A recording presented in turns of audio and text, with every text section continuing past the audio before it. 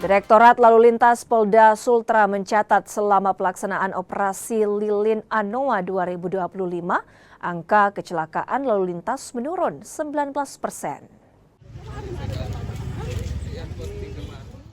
Direktur Lalu Lintas Polda Sultra, Kombes Argo Wiono, bilang meski angka kecelakaan menurun, namun akan ditingkatkan di tahun ini. Salah satunya dengan pelaksanaan kampanye keselamatan berlalu lintas. Terjadinya kecelakaan lalu lintas bukan hanya dari pengemudi, melainkan infrastruktur jalan yang rusak dan cuaca. Pihaknya akan menggandeng instansi terkait baik dari provinsi maupun kabupaten dan kota. Di operasi ini juga mengalami penurunan kurang lebih sekitar 19%.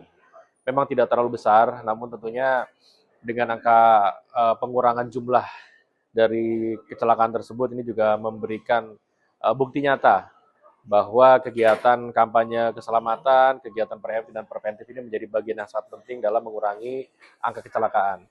Walaupun memang secara fatalitas kita masih belum bisa menurunkan, sehingga ini tentunya menjadi bagian evaluasi di tahun 2026 ini kita akan semakin meningkatkan kegiatan-kegiatan yang mendukung, karena tentunya faktor kecelakaan itu sendiri tidak hanya dari pengemudinya, namun tentunya banyak faktor juga yang menyertai seperti kondisi jalan, kemudian juga kondisi cuaca, ini juga menjadi bagian yang penting. Sehingga kita akan gandeng dari instansi terkait, dari pemerintah provinsi, sampai dengan tingkat kabupaten dan kota, dan dalam waktu dekat akan kita menyelenggarakan kegiatan FGD.